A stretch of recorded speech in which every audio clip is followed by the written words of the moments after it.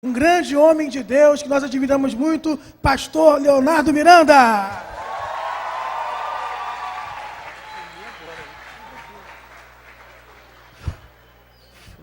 Nós louvamos a Deus pela vida do nosso reverendo, porque nós somos fruto de uma construção que ele tem, com muito esmeril, se esforçado para nos formar, e nós somos gratos por isso, graças a Deus, estar sentado na mesa da sabedoria e sendo formado pelo nosso reverendo, amém? Glória a Deus. Vocês podem se assentar em nome de Jesus.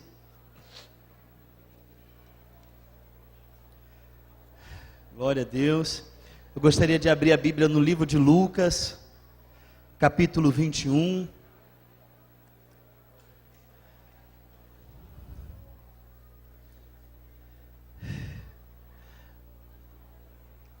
O Evangelho que escreveu São Lucas, capítulo 21, o versículo 5 em diante. Nós lemos assim: falava alguns a respeito do templo, como estava ordenado de belas pedras e de dádivas. Então disse Jesus: vede essas coisas, dias virão em que não ficarão pedra sobre pedra que seja derribada. Versículo 7. Perguntaram-lhe: mestre, quando sucederá isto? E que se não haverá de quando essas coisas estiverem para se cumprir? Respondeu ele: vede que ninguém seja enganado, porque muitos virão em meu nome, dizendo eu sou, e também chegou a hora, e não os sigais. Quando ouvides falar de guerras e revoluções, não vos assusteis, pois é necessário que primeiro aconteçam essas coisas, mas o fim não será logo. Bom, o nosso reverendo tem nos ajudado a perceber os sinais que antecedem a volta do Senhor Jesus. Nós podemos acompanhar aqui desde a primeira aula com o pastor Evandro, falando sobre as guerras, as tensões, as revoluções, que são sinais que antecedem a volta do Senhor Jesus. E analisamos com o pastor Evandro as características conjunturais da primeira guerra, onde o que aconteceu que levou essas potências imperiais a entrarem em guerras.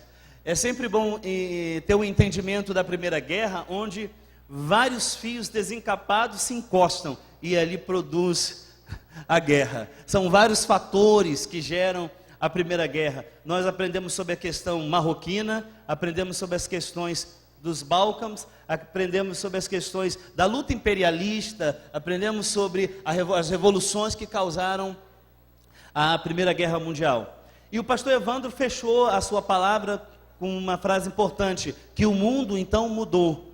O mundo agora, a Europa que conhecíamos antes, depois da Primeira Guerra, não será mais aquela Europa.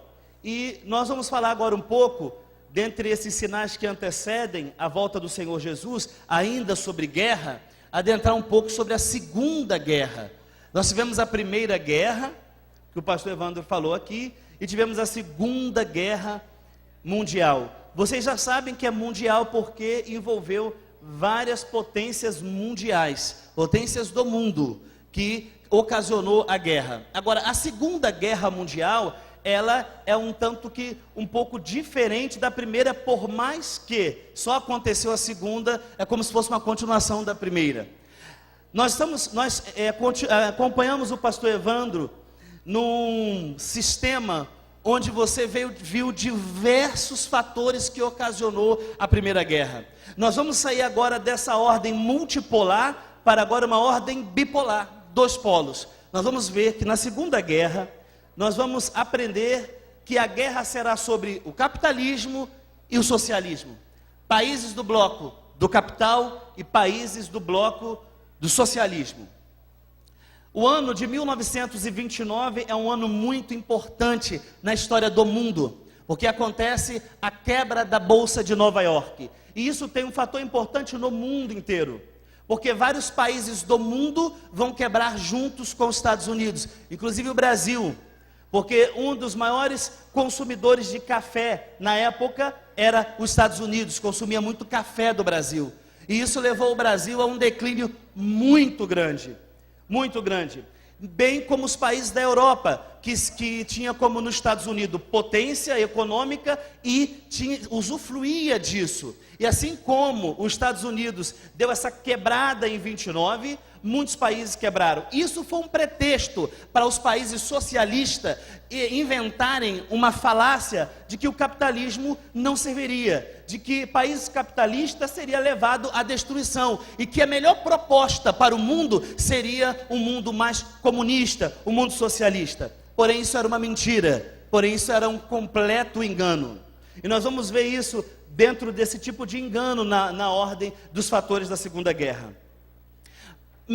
Analisando um pouco a história do mundo, da Europa em que viveu ali a Segunda Guerra, a partir de 1929, nós temos então, vocês já conhecem, já é comum para vocês por causa da primeira aula aqui do pastor, sobre as grandes potências imperiais. Você já sabe sobre a Alemanha, você já sabe sobre a Rússia, sobre a Inglaterra, sobre a França, sobre os Estados Unidos, e nós vamos falar a reunificação da Alemanha, que reunificou com o norte da Prússia, e nós vamos falar agora que essa Alemanha, ela saiu completamente descapitalizada da Primeira Guerra Mundial. Vocês ouviram aqui o pastor falar sobre o Tratado de Versalhes, que foi uma penalidade atribuída à Primeira Guerra, que deixou a Alemanha completamente descapitalizada. Ela ficou sem suas colônias, ela ficou sem sua marinha, ela ficou sem seu poder bélico e sai completamente envergonhada da Primeira Guerra.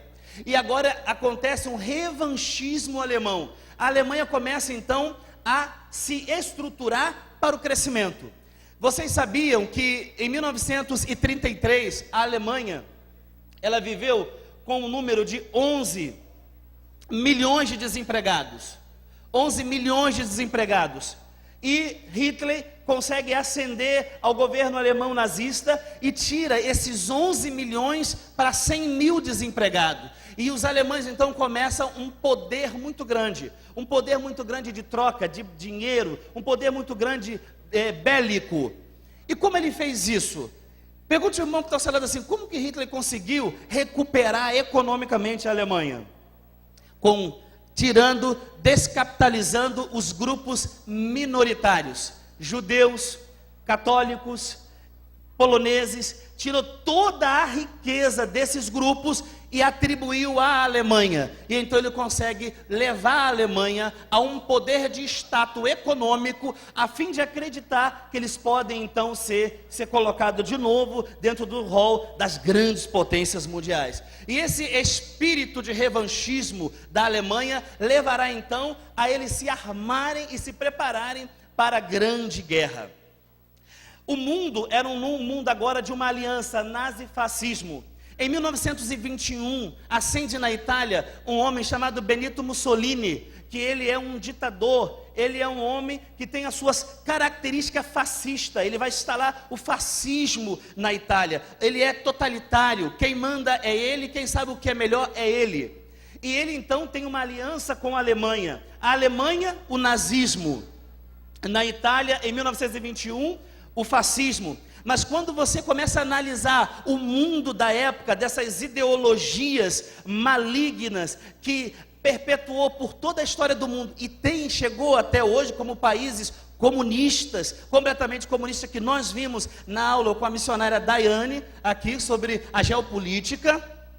Isso foi muito comum, foi uma explosão de ideologias nessa época socialista que ocasionou a Segunda Guerra Mundial. Nós temos também na Alemanha o nazismo, como eu falei, na Itália o fascismo, mas nós temos também na Espanha o franquismo.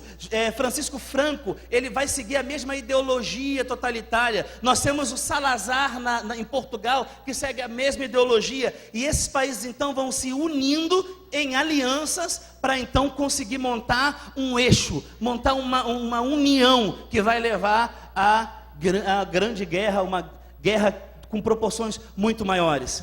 Quando falamos de guerra de proporções, a primeira guerra era uma guerra de trincheiras.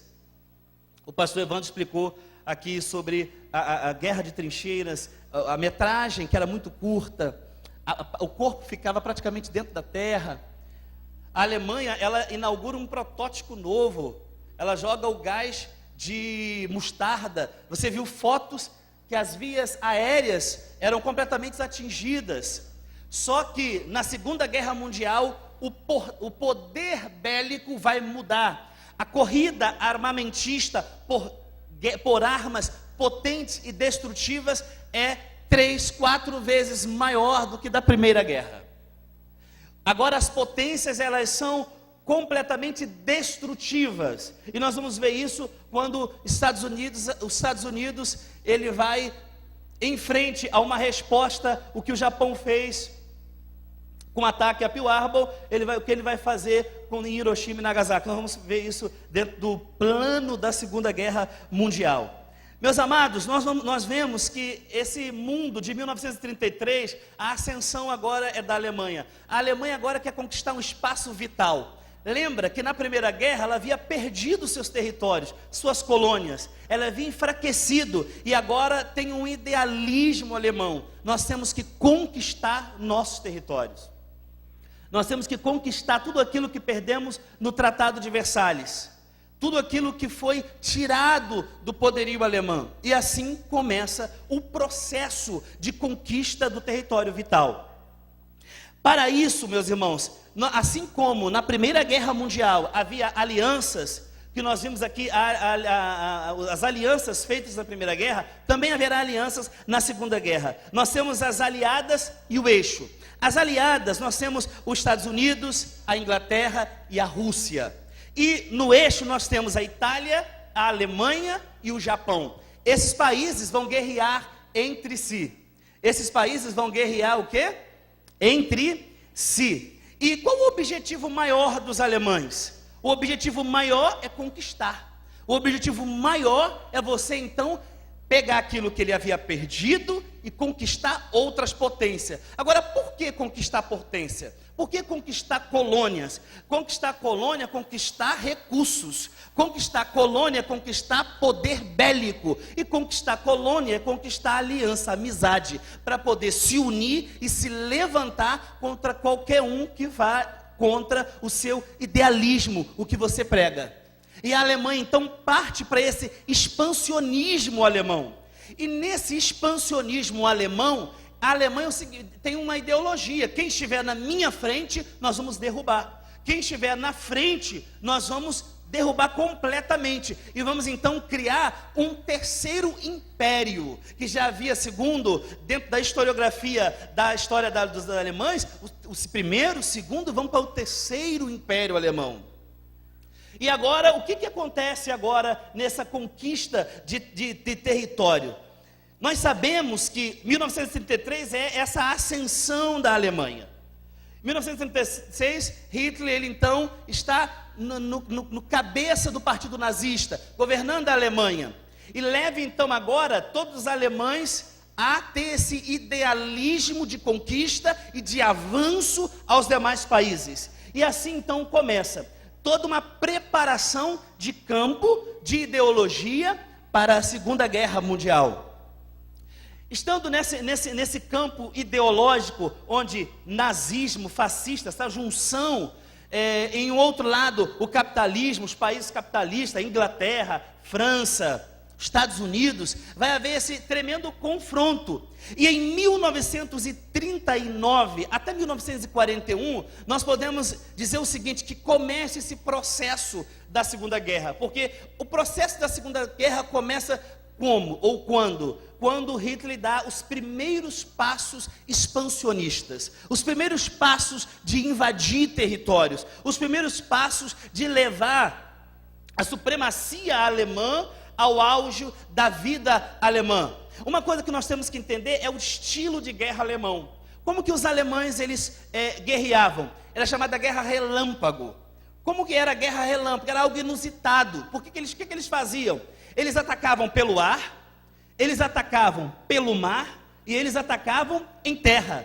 Então, quando a Alemanha ela vinha para uma de suas colônias, como a Polônia, que eles foram reconquistar a Polônia vinha sendo atacada no ar, ela era atacada no mar, na marinha alemã, e ela era atacada por terra. Vocês viram aqui na Primeira Guerra, na Segunda Revolução Industrial, que a Alemanha ela foi tão poderosa na produção de aço que ela ultrapassou a Inglaterra, construindo uma marinha de submarinos e navios muito maior que a Inglaterra. Muito maior que a Inglaterra. Então, essa guerra relâmpago colocava medo em muitas colônias menores. E assim a Alemanha conseguia, então, conquistar território. E isso era uma vitória para os alemães. Vocês viram aqui na Primeira Guerra sobre o darwinismo social. Os alemães, eles tinham dentro deles uma ideologia que foi desenvolvida a partir do darwinismo, que foi a eugenia. A eugenia, era um primo de Darwin, ele disse o seguinte: se a evolução animal chega até a perfeição humana, então nós podemos também evoluir a perfeição humana a um ser humano perfeito. E esse ser humano perfeito, puro, seria um ariano. Então essa mentalidade de Darwin é o seguinte: esse ariano, esse ser humano perfeito, somos nós alemães. Então todos esses grupos minoritários ou colônias do qual nós vamos conquistar não vão se comparar à pureza de raça que nós temos. E nós vamos chegar em 1941 e vamos ver o Holocausto. 6 milhões de judeus foram mortos por causa dessa ideologia, tá? Bom, uma coisa interessante foi a reconquista em 1939 e 41 da Áustria. Por quê? Qual era a nacionalidade de Hitler? Quem sabe? Ele era austríaco.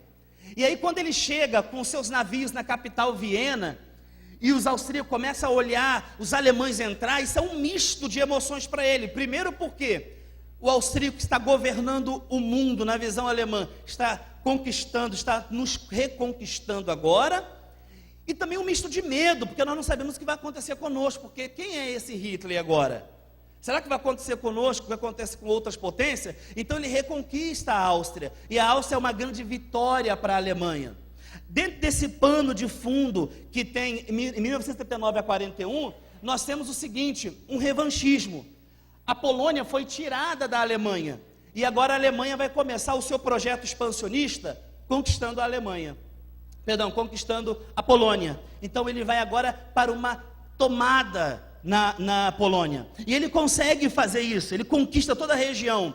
E interessante da Polônia, porque Hitler tem ali na sua mente um idealismo com a Polônia, porque se ele conquista a Polônia, ele conquista um corredor importante que vai dar primeiro para o mar Mediterrâneo e também para a União Soviética, e esse estreito é chamado de corredor polonês. Quem já ouviu falar nessa expressão? Usam por aí uma expressão que não tem nada a ver com a história. Mas a história, quando fala do corredor polonês, é esse estreito na Polônia que dá para o mar Mediterrâneo e para um acesso à União Soviética. Essa era a intenção dos alemães. Então os alemães, quando eles vão entrar na Polônia, o interesse maior é conquistar a União Soviética, que o pastor já disse que eles eram grandiosos em território. E nós vamos ver que a derrota alemã se dará em territórios russos. Uma outra coisa importante é que a Alemanha, ela consegue. Vocês lembram que na Primeira Guerra Mundial, a França, ela saiu meio aliviada, porque ela havia sido humilhada no Palácio de Versalhes. E eles trazem a Alemanha para o Palácio de Versalhes, para o Tratado de Versalhes. Só que agora, o que Hitler vai fazer? Invadir e conquistar a França. Invadir e conquistar a França. E a França será completamente conquistada. As tropas alemãs vão entrar dentro da França e vão dominar e ali fazer refém soldados britânicos, soldados até americanos. Nós vamos ver a libertação de um que virou filme depois. E isso vai ser uma grande vitória para a Alemanha. Por quê? Porque a França era tida como uma das potências imperiais. Então, quando a Alemanha conquista a França, eu conquistei uma potência. Eu conquistei uma potência, e uma potência que me venceu. É um revanchismo. Eles me venceram. Então, quer dizer, ela sai dessa conquista mais vitoriosa. Ela sai dessa conquista com um poder muito maior do que quando ela começou com a Polônia.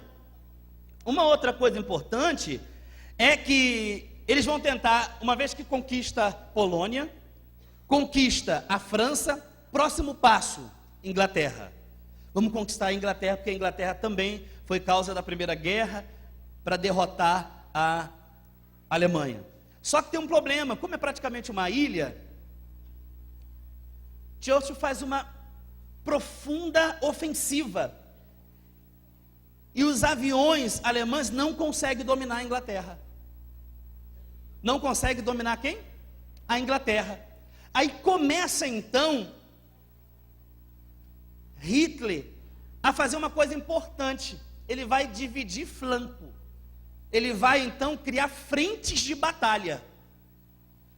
Porque se ele começa a perder nessas potências imperiais, ele não pode passar para o mundo europeu que eles são fracos. Então, quer passar o quê? Uma ideia de que eles são tão poderosos, tão grandes em números, que eles estão espalhados. Então ele vai dividir flanco. Então uma parte de frente de batalha é essa batalha de conquista, Polônia, França, e ele vai botar agora um flanco de batalha para agora a União Soviética, para mostrar que essa ofensiva na Inglaterra não se compara com o poderio alemão, porque se os alemães usassem de toda a sua força, a Inglaterra não resiste. E nós vamos ver isso na Batalha de Stalingrado. Foi muito forte. E aí o que acontece nesse cenário de guerra das ocupações? Nós vemos uma Alemanha completamente forte, completamente poderosa em poder bélico e com idealismo de conquista. Agora é interessante nós olharmos o seguinte: na Primeira Guerra Mundial, os Estados Unidos sempre ficou meio isolado. E ele entrava em guerra quando isso iria sofrer algumas sanções em colônias que ele tinha aliança. Na Segunda Guerra, Estados Unidos também está isolado. Percebe que nós não estamos falando aqui Estados Unidos? Mas isso, percebe que o quadro hoje é assim? É ou não é? A Coreia do Norte está fazendo os testes nucleares. Está ou não está? Joga bomba ali, joga bomba aqui, Estados Unidos está aqui. E a qualquer momento os Estados Unidos pode entrar na guerra? Foi assim na Primeira e na Segunda Guerra. Exatamente assim. Você vai ver agora que na Segunda Guerra, na Primeira, o presidente americano havia feito um plano de 14 pontos, que ia favorecer a América. Porque a América era a potência, a América era a causadora de todo, por mais que a Revolução começou na Inglaterra, mas quem injetou dinheiro na Europa, quem colocou a Europa com recursos, foi a potência americana. Por mais que houvesse tudo isso na Primeira Revolução, mas a América foi essa potência. E quando o Wilson faz os 14 pontos e eles não aceitam, a América falou: não, tá bom, não quer ser do meu jeito, eu vou ficar aqui do meu lado. É o isolamento político, eu vou ficar aqui do meu ladinho. Só que, vocês viram na Primeira Guerra que quando chegou próximo da América, mexeu com a América, ela entra na guerra. Vocês viram aqui que a América havia uma dívida com a Inglaterra, depois a Inglaterra passou a dever à América, e aí então, para a América não perder todo esse recurso, ela entra na guerra. Na Segunda Guerra, nós caminhamos de 1939 a 41, a invasão da Polônia, a invasão da França, a tentativa da invasão agora na Inglaterra, porém não consegue, por causa da ofensiva, e em 1941, mais para o finalzinho de 1941, como ele vai dividir seu flanco, então o idealismo alemão agora é conquistar a Rússia. A Rússia. Primeira coisa, para conquistar a Rússia, o pastor falou das revoluções lá na Primeira Guerra, menchevique, bolchevique, que Lenin levou à ascensão da Rússia. Agora nós temos Stalin, que fez um pacto com Hitler de não agressão.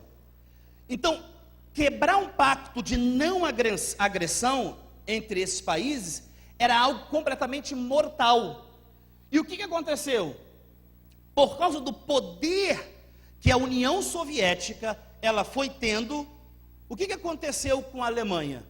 vamos quebrar e vamos conquistar todo esse território. E vamos conquistar todo esse território. E aí ele quebra o pacto de agressão. Nesse período, acontece o seguinte, lembra que o eixo é formado por quem? Alemanha, Itália e os japoneses. Fala, Alemanha, Itália e os japoneses. O que os japoneses vão fazer? Os japoneses vão mandar uns aviões kamikaze para poder atingir Pearl Harbor, que era de domínio, era brigada americana. Quem já viu esse filme? Já viu esse filme? Você vê, é glória dos americanos isso. E em resposta a isso, os Estados Unidos entra na guerra. Você percebe que o isolamento dos Estados Unidos político é uma linha muito tênue para ele entrar na guerra. Então, o quadro hoje, quando nós ouvimos aqui na nossa igreja, o nosso reverendo tem nos ajudado a abrir a mente para entender os sinais sobre as questões das guerras, ver os noticiários. Nós abrimos aqui, o reverendo orientou a abrir com os noticiários recentes. E você vê esse quadro, esse tabuleiro montado. Nós temos que entender o seguinte: a qualquer momento nós estamos sendo... A TV vai abrir e dizer, olha, está acontecendo a terceira guerra mundial. Porque assim foi na primeira guerra e na segunda guerra. Assim foi na primeira guerra e na segunda guerra. O ataque japonês à base norte-americana de Pearl Harbor levou os Estados Unidos a entrar na guerra. Em 1941, a Alemanha começa um processo de pureza, segundo eles, da eugenia. Então, leva ao Holocausto. 6 milhões de judeus, 1,5 milhão de crianças morreram. Nós já tivemos diversas aulas aqui sobre Israel, sobre o Holocausto. Uma outra coisa que a Alemanha vai fazer é a invasão da Líbia. Por que ele vai invadir a Líbia? Lembra que lá na Primeira Guerra ele quer construir uma ferrovia de Berlim a Bagdá? Porque lá em Bagdá ele extraiu o quê? O petróleo. Então ele está nessa corrida para conseguir petróleo. Por quê? Como movimentar agora a energia? Não é mais a carvão. A segunda revolução industrial, esse mundo agora, é o petróleo que traz tudo isso. E o que vai acontecer agora? A Líbia, além de produzir o petróleo, que está no norte da África, é uma região estratégica para ele. Por quê? Sai no mar Mediterrâneo e ele consegue chegar na União Soviética. Lá está o maior território. Eu tenho que chegar na União Soviética. Vencendo eles, o mundo saberá quem é os alemães agora. Em 1942 a 1943, chega a segunda fase da guerra. A primeira fase da guerra, nós estamos caminhando de 1939 até 1941, que são as tomadas dessas colônias, Polônia, França, Áustria, e agora nós estamos na segunda fase da guerra. Qual é a segunda fase da guerra? 1942 a 1943. É agora o ataque profundo e maciço à União Soviética. Imaginem, os alemães vão mandar para lá 3,4 milhões de soldados em uma única batalha. Stalingrado. 3,4 milhões em uma única batalha. Olha que loucura. Porque ele quer conquistar a União Soviética. Só que existe uma coisa interessante lá. Ele quer conquistar a capital russa, Moscou. A forma como os soviéticos conseguiram ganhar a guerra. O pastor já havia falado que na União Soviética, o que tinha deles a favor era o clima. Então, à medida que os soldados alemães invadiam para dentro de Stalingrado, os russos recuavam para dentro do seu território. E à medida com que eles recuavam, o frio ia consumindo os soldados, 3,4 milhões de soldados alemães. Para os russos que aliaram aos siberianos, estava calor para eles, estavam acostumados. Mas os soldados alemães não estavam acostumados com esse frio. E sabe o que vai começar a acontecer em 1942? A derrota dos alemães. Começa aí, em Stalingrado. Por quê? Porque os soldados vão desistir da batalha. Os soldados que vão desistir da batalha. Eles vão começar agora a fazer o seguinte: olha, não tem como ficar aqui. Não tem como ficar o quê? Aqui. E aí o recuo dos soldados alemães dentro do território soviético simbolizou para a União Soviética a vitória da guerra. Por quê? O maior número de soldados estava lá, dentro de um território deles, e eles venceram a guerra ali, em 1942, na visão soviética. Na visão soviética. Mas existe o dia D, que é o dia importante. 6 de junho de 1944. É o dia importantíssimo na história da Segunda Guerra Mundial. Por quê? Tropas americanas, tropas inglesas, o que sobrou da França, vão então recuperar a França e tirar a França do poderio dos alemães. E eles vão entrar pela Normandia e vão então tirar todo o poder alemão nazista do domínio da França e vão então ali declarar que a vitória é certa e que a Alemanha havia perdido. Os americanos vão então levantar uma bandeira de glória ali. Por quê? Eles vão resgatar um soldado. Quem já viu aquele filme, O Resgate do Soldado Ryan? Já viram esse filme? Lá na Normandia, onde foi resgatado esse soldado. Isso para os alemães era uma glória muito grande. Era uma glória muito grande. Então os alemães, eles saíram com a vitória, tiraram o poder nazista de dentro da França, e aí a França, a Alemanha, ela está perdendo nos seus dois flancos. Ela perdeu a guerra em Stalingrado, e ela está perdendo perdeu a guerra na França, potência imperial. E aí começa então a derrocada do poderio alemão nesse campo da Segunda Guerra. Agora, quando falamos de 1944, do desembarque das tropas aliadas, quer dizer, a Inglaterra e França vão então se reunir, a França vai voltar a respirar. Na Primeira Guerra tem uma foto do Hitler de frente da Torre Eiffel, mostrando a vitória dos alemães. Olha, nós conquistamos a França. Agora é a vitória de quem? Dos franceses, fomos libertos. Então o Hitler começa a perder. O símbolo dessa vitória completa é o suicídio. Porque quando Hitler, em Berlim, percebe que Stalingrado, os soldados voltaram para trás, França e Polônia já não são mais domínio nazista, ele comete suicídio. E aí então dá-se por declarada a vitória. A Alemanha não é mais potência destrutiva. A União Soviética arroba para si o direito de dizer: o maior número de soldados foi no nosso território e nós vencemos aqui, então somos os vencedores dessa guerra. Os americanos tomam a vitória porque eles invadiram para tirar do domínio nazista França e Polônia. Então começa agora um misto de alegria na Europa, porque o poder que assombrava caiu.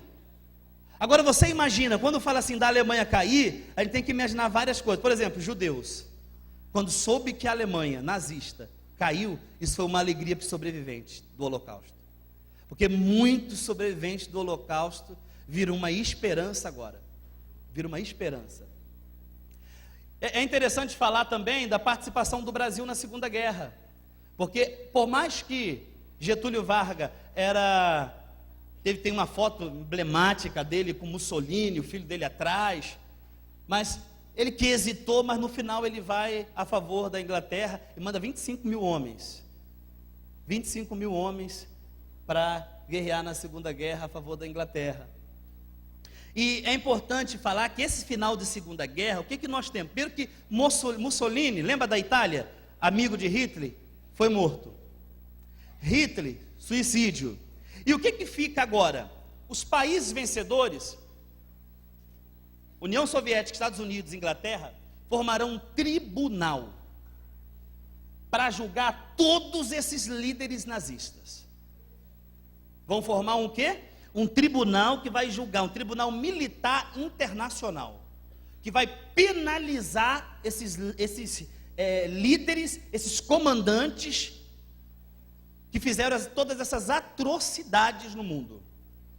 E aí nós que estudamos um pouco sobre essa questão aqui da nossa igreja, sobre o Holocausto, sobre o que se deu desses líderes nazistas, nós vamos ver que muitos deles a penalidade foi a morte. Eles morreram mesmo, muitos enforcados, muitos enforcados.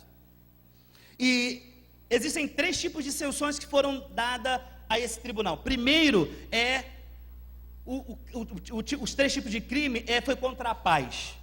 A Alemanha, ela quebrou tratados de paz. O tratado de não agressão, ela rompeu isso. Então ela vai ser penalizada por isso. Depois, ela teve um crime contra a humanidade. Ela levou mais de 6 milhões de judeus ao martírio, à morte. E ele também tem crime de guerra. Violações de tratados internacionais foram violados pela Alemanha, então ela precisava ser então punida por isso. Dentre as punições, todas essas punições que foram feitas, além disso, foi obrigado a Alemanha capitalizar boa parte de judeus que foram descapitalizados com o Holocausto. Ela perdeu o poder que ela tinha sobre a Polônia. A Alemanha será dividida. E nós vamos ver que com o fim da guerra, com esse tribunal, com todas essas sanções, vai começar o período da Guerra Fria.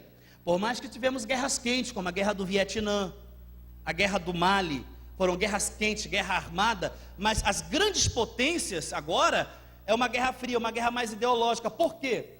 Vocês lembram que eu falei que com a entrada do Japão atacando a base lá em Pearl Harbor, o que os Estados Unidos vai fazer? Vai mostrar quem é a potência americana. E vai então jogar uma bomba em Hiroshima e Nagasaki. A bomba foi tão poderosa para a época, que tiveram pessoas que foram completamente pulverizadas, elas sumiram. Só que nós estamos falando em 1942, 43, 44, 45, que engloba o poder bélico.